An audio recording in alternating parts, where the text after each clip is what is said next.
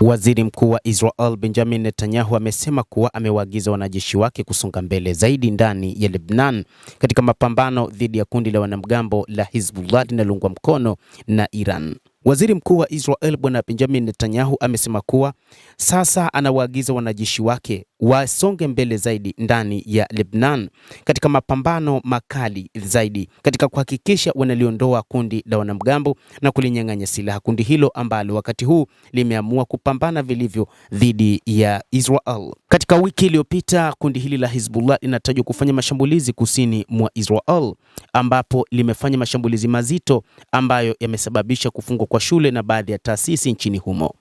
Mapigano nchini Lebanon yameenea zaidi kutokana na vita vya Iran yakisababisha zaidi ya watu milioni 1.2 kuyahama makazi yao kutokana na mashambulizi ya Israel sambamba na amri za kuhamisha watu tangu Machi 2 wakati Hezbollah ilipoanzisha kufyatua makombora na drone kuelekea Israel kuunga mkono mshirika wake Iran.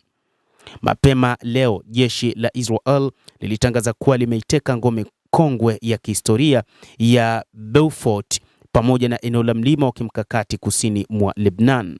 Jeshi hilo limesema kuwa limedhibiti mlima muhimu wa kimkakati uliopo kusini mwa Lebanon ambao hupatikana ngome iliyojengwa wakati wa vita vya kidini. Jeshi la Israel limesema kukamatwa kwa ngome ya Beaufort karibu na mji wa Nabatie kunafuatia siku kadhaa za mapigano makali na mashambulizi ya anga katika vijiji vya karibu ambapo vikosi vya Israel vimekuwa vikipambana na wapiganaji wa Hezbollah katika eneo lenye milima mikali.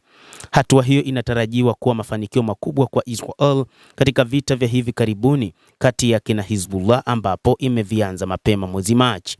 Israel imeendeleza operesheni zake za kijeshi licha ya kuwepo na makubaliano ya kusitisha mapigano tangu Aprili 17 na kabla ya duru nyingine ya mazungumzo iliyopangwa mnamo Juni 12. Israel imeanzisha mashambulizi mapya na mabaya katika maeneo mbalimbali kusini mwa Lebanon siku moja baada ya waziri mkuu wa Israel kutangaza kuwa majeshi yake yameingia zaidi ndani ya eneo la nchi ya Lebanon. Jeshi la Lebanon limesema wanajeshi wawili walijeruhiwa vibaya baada ya gari lao kulengwa na ndege isiyokuwa na rubani ya Israel karibu na mji wa Nabatie. Wakati huo viongozi wa Lebanon wamekosoa mashambulizi hayo wakisema yanahatarisha usalama wa raia, urithi wa kihistoria wa nchi. Lakini Rais Joseph Aoun na Waziri Mkuu Nawaf Salam wameahidi kuongeza zaidi juhudi za kidiplomasia kuelekea duru mpya ya mazungumzo na Israel inayotarajiwa kufanyika Juni 2 na Juni 3. Licha ya makubaliano kusitisha mapigano kati ya Israel na Hezbollah kuanza rasmi Aprili 17, pande zote zinaendelea kushutumiana kwa kuvunja makubaliano hayo. Hezbollah imedai kurusha makombora kuelekea kaskazini mwa Israel na kushambulia wanajeshi wa Israel kusini mwa Lebanon. Hali hiyo inaendelea kuongezeka na kuongeza wasiwasi na kuongezeka kwa mzozo katika eneo hilo. Mtazamaji wa The World News, hayo ndio tuliokuwa nayo, na bila shaka nawe pia una nafasi ya kulike, una nafasi ya kucomment, kadhalika kusubscribe channel yetu hii ili upate habari hizi kwa mapana kupitia The World News. Mimi ni Adam Hussein, endelea kuwa nasi wakati wote, endelea kutufuatilia ili uweze kujua mengi yanayojiri duniani.